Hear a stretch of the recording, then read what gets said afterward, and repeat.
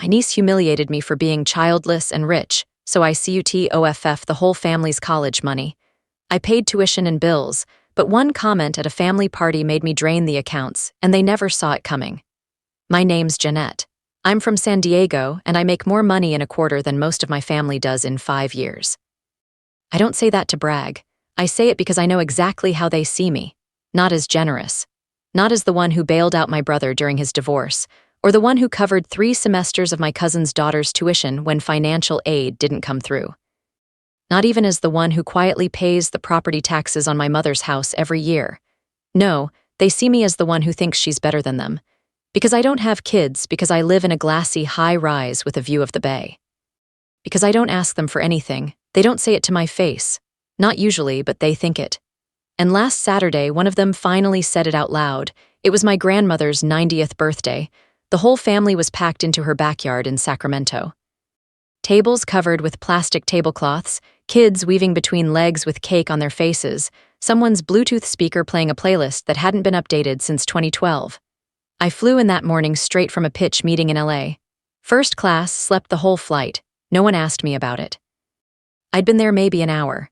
Made small talk, hugged people, complimented the Kleslaw. I was sitting near the end of the table sipping lemonade when Madison, my brother's daughter, walked over and dropped the grenade. She thinks she's special because she's childless and rich. Just like that. No lead-up, no context. She said it to no one in particular, but loud enough for everyone to hear. And then she smiled like she just dropped the line of the day. My mom, sitting across from me, started laughing so hard she had to cover her mouth with a napkin. A few others joined in. I looked around. Not one person looked uncomfortable. Not one person said, maybe that was out of line. So I stood up. I didn't say a word. I walked over to my grandmother, kissed her cheek, told her happy birthday, and left. No scene, no storming, just done. The next morning I got up early, made coffee, opened my laptop, and logged into the college savings accounts. I'd set them up years ago, 5 in total, one for Madison, her younger sister, 2 other nieces, and my cousin's son. Every month, money went in automatically, quietly, no fanfare. They were all on track for 6 figures by the time the kids graduated high school. By 7:42 a.m., every account was empty. By 8:05, I had my first missed call, my brother, then my cousin, then my mother. Madison sent a text that just said, "Wait, what?" followed by 5 question marks. I didn't respond, I blocked her instead. Then I went for a walk, got a latte, and turned off my phone. No one had ever heard silence from me before. They were about to find out just how loud it could get. By Monday, my mother had left 4 voicemails, each one more frantic than the last. I didn't listen to any of them. I watched them transcribe on my screen like a slow-moving car crash. "What happened to the college accounts, Jeanette? Call me back. Are you okay? You left Grandma's early and now the money's gone. This is about Madison's joke, isn't it? Don't be ridiculous. You can't just punish the kids, Jeanette. That's low even for you." Even for me, that one stuck. Like I was the one who'd made things personal. I spent that afternoon on my balcony, phone off, glass of wine in hand. San Diego was cool and breezy and the chaos felt far away. For the first time in years, I didn't feel like the family wallet with a pulse. By Tuesday morning, the emails started. My cousin emailed first. Subject line, "Just want to talk." He wrote a paragraph about how grateful they were for my help over the years and how his son was counting on that money for college. Said he didn't agree with what Madison said and that kids say dumb things sometimes. Said they were all just joking. Then came my brother's email, longer. Defensive. He said Madison was a teenager and I'd overreacted.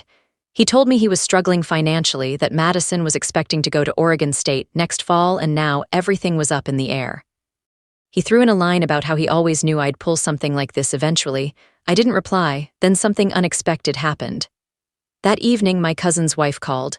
Not a text, not a voicemail, a real call. I let it ring out. Then she texted, "Hey, Jeanette, I know you're upset. I would be too. I just want you to know that we appreciated everything you did, even if we didn't always say it. You didn't deserve that. I hope you'll come around eventually, but if not, I still wanted to say thank you." It was the first real thing anyone had said since the party. It wasn't graveling. It wasn't guilt-tripping. Sounded like honesty. I didn't respond, but I didn't block her either. By Wednesday, my grandmother called. Her voicemail was short. "Jeanette, I love you. So that when I saved." Meanwhile, my brother started getting more desperate. He sent screenshots from Madison's college portal. He listed the tuition deadlines. He even asked if we could have a mature conversation. I couldn't help but laugh at that one because here's the thing. Until now, I wasn't angry, I was done. That's different. But suddenly, with the money gone, everyone remembered who I was, not just the one with the cash, the one they counted on. The one who never asked for thanks. The one who flew in, smiled politely, and never made a scene. That version of me didn't exist anymore, and they were just starting to realize it. By Thursday, I started getting messages that weren't really apologies, just dressed up excuses pretending to be one. That's the family way, never say sorry without patting it in blame. My mom finally texted, "Your brother's a mess, Madison's crying, you know how teenagers are, this is all just a misunderstanding." A misunderstanding, as if her laugh wasn't the loudest one. As if it was just some harmless comment, and I'd somehow misinterpreted being mocked in front of 3 generations. Then she added, "Let's not let one comment ruin years of family." I didn't answer. What I wanted to say was, years of what? Years of me showing up quietly helping, swallowing every backhanded comment like it was part of the family ritual. Instead, I let her sit with the silence. That afternoon, Madison sent me a voice note. She didn't even write it out, just recorded herself crying. I didn't press play. I blocked her on email next. Then came something I wasn't expecting. My Uncle Gary called. We'd never been close. And he's the kind of guy who says grace at dinner with one hand while texting on his phone with the other. He left a voicemail, too. Said he'd heard what happened, and that he'd never been comfortable with how the family talked about me behind my back.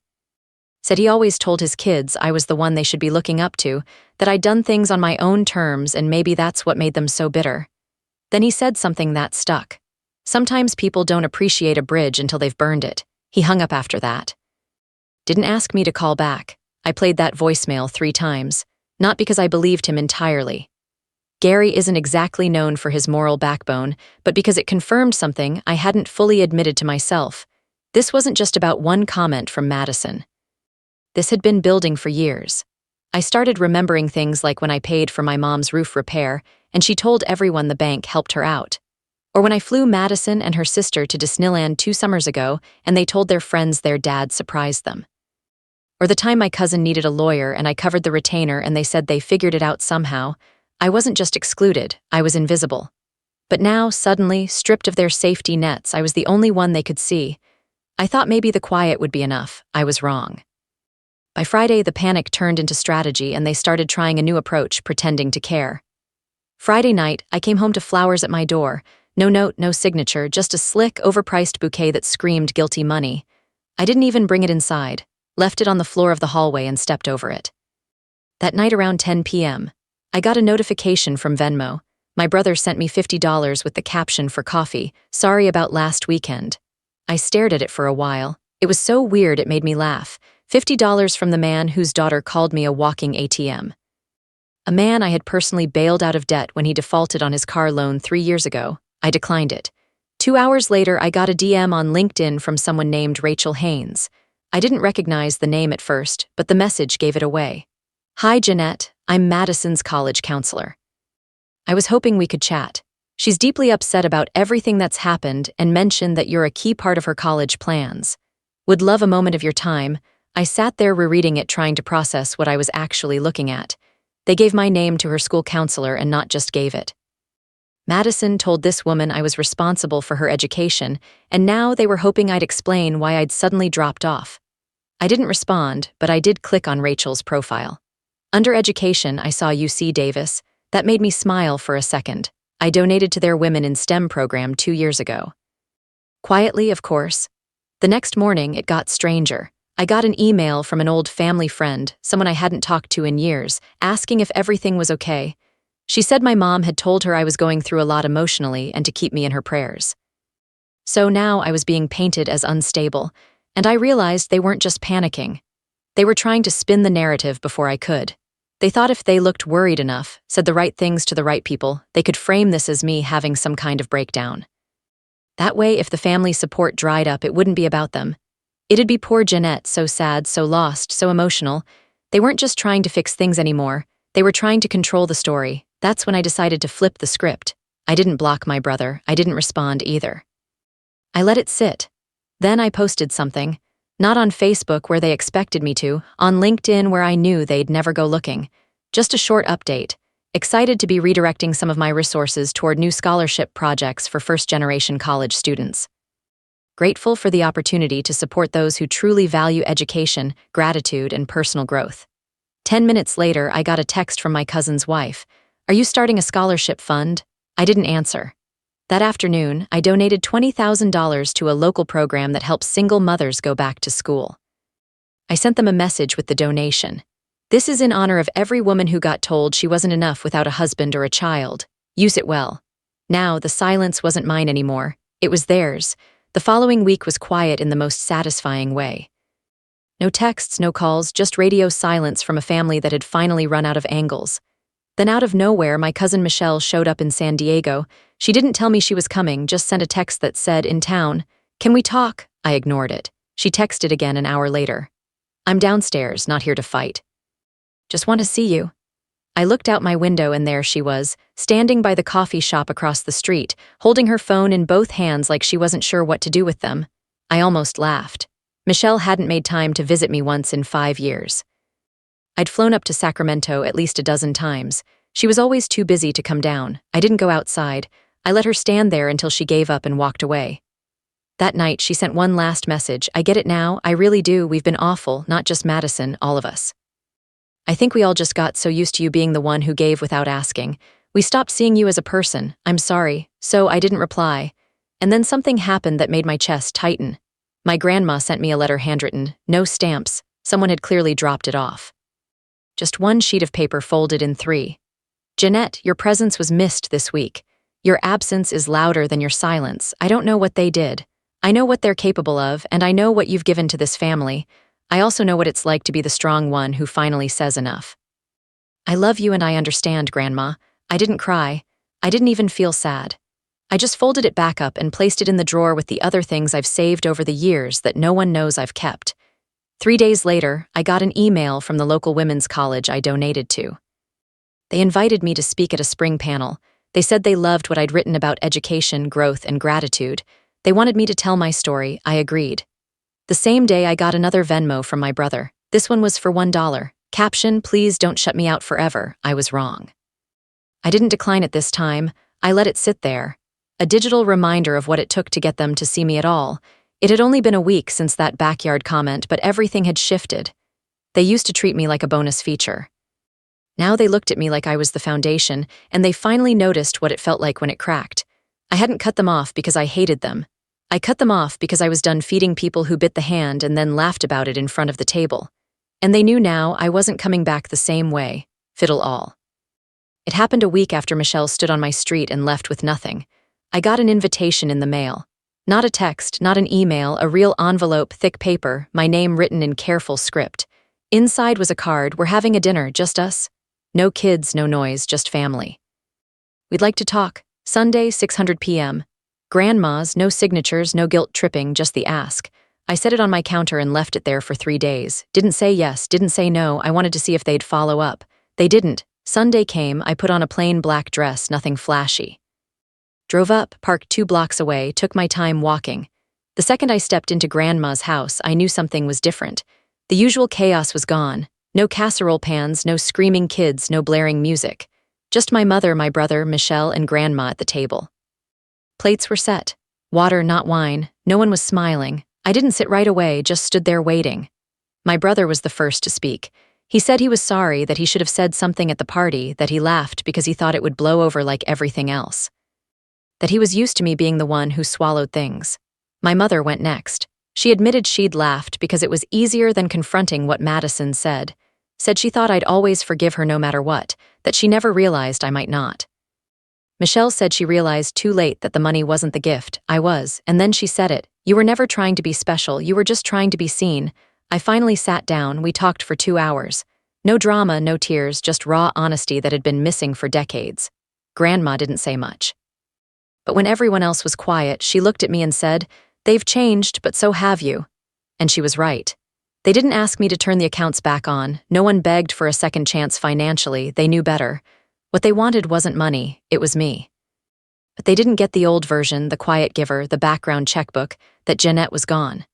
They'd spent years thinking I had everything because I had money and freedom, but all I ever wanted was to be treated like more than a resource.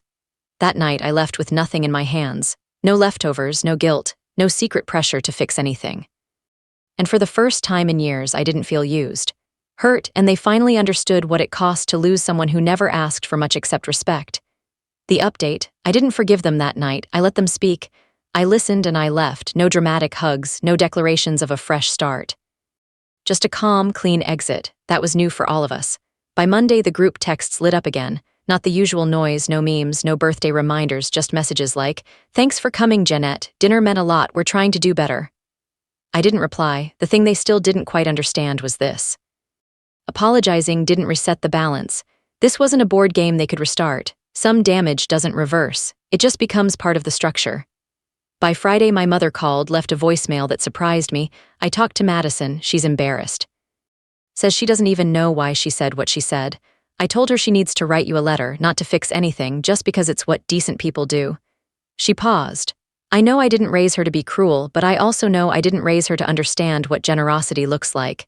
That's on me. I saved that one too. A few days later, I got an email from Madison. It was short, not dramatic, not performative. I said something awful. I can't take it back.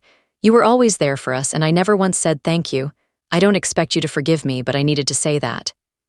You deserved better. I didn't respond, but I didn't delete it either. Things didn't go back to how they were. They shifted quietly. Michelle started checking in once a week just to say hi. My brother stopped asking for anything. My mom mentioned she'd started volunteering at a women's shelter. Said she realized she needed to spend more time giving to people who didn't expect it. I kept my distance. I'd grown colder, not cruel, just clear. I didn't fund the accounts again. I didn't start visiting more often. I didn't offer money. What I did offer was presence when I chose to. And slowly they began treating it like something valuable, not assumed, not owed, earned. They'd learned that I didn't shut them out because I was angry. I shut them out because I finally realized that the only way they'd ever value me was if they had to live without me first, and now they knew what it